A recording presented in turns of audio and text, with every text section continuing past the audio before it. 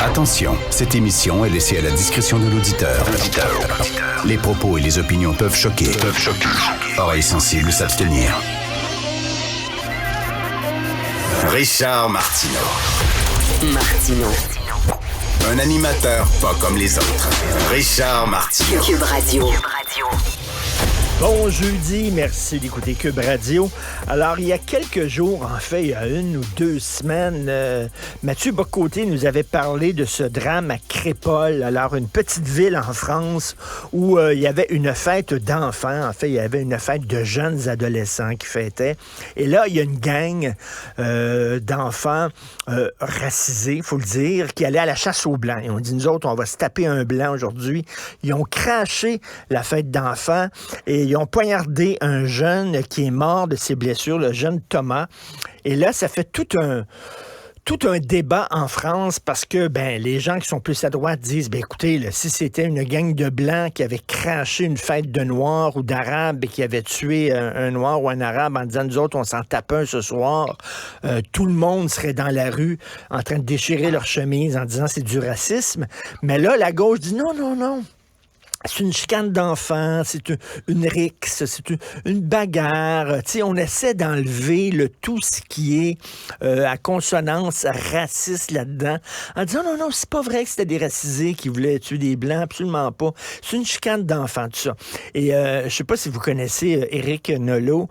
Éric Nolot, vous savez, il était chroniqueur à l'émission On n'est pas couché en France. Il a co-animé pendant longtemps. Je sais pas si ça existe encore, cette émission-là, mais il était avec Éric Zemmour, puis il co-animait. Lui, c'est un gars de gauche. Ça a été longtemps un gars de gauche, mais maintenant, il est très, très, très critique de la gauche, parce qu'il dit la gauche, ça dérape.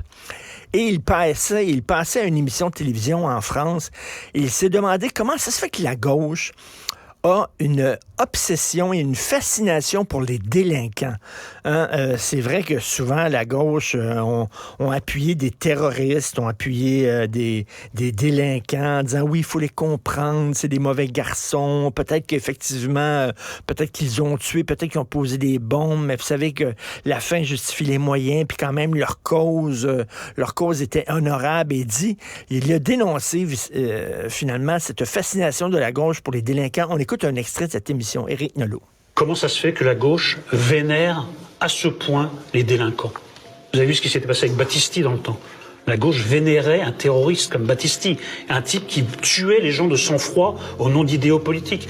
Ils avaient soutenu Action Directe. Même tout le ramdam autour de la famille Traoré, c'est une famille de délinquants. Je ne parle pas du fond de l'affaire, mais on soutient des familles de délinquants au nom de la gauche. Ce sont eux qui sont partis, c'est ce wagon qui s'est éloigné. Comment ça se fait que la gauche, qui avait comme combat la laïcité, a mis les curés à la porte pour faire entrer les imams intégristes par la fenêtre? Je peux vous multiplier les exemples à l'infini. Cette gauche-là s'est perdue. Elle s'est perdue sur une voie de garage, elle a déraillé. Moi, je suis resté à bord de mon wagon. Et c'est pourtant moi qu'on traite d'extrême droite, d'homme d'extrême droite ou de fasciste. La gauche bien pensante, la gauche dans laquelle je ne me reconnais pas, est une gauche du verbe, une gauche du principe, une gauche qui se paye de mots, qui ne sait rien dire d'autre que facho. Où sont les penseurs comme ça, de gauche? En France, il y a des gens de gauche qui critiquent la gauche. Où est-elle, cette gauche, maintenant, qui a les 2 pieds sur terre puis qui critique la gauche qui dérape? Souvenez-vous, Michel Foucault, c'était un grand philosophe. Il avait applaudi l'arrivée de l'ayatollah Khomeini en Iran en disant que c'était fantastique. Jean-Paul Sartre et toute sa gang qui applaudissait Mao, qui était un des pires criminels de l'histoire. Bref, ça ne date pas d'hier, cela dit, cette fascination de la gauche pour les délinquants violents.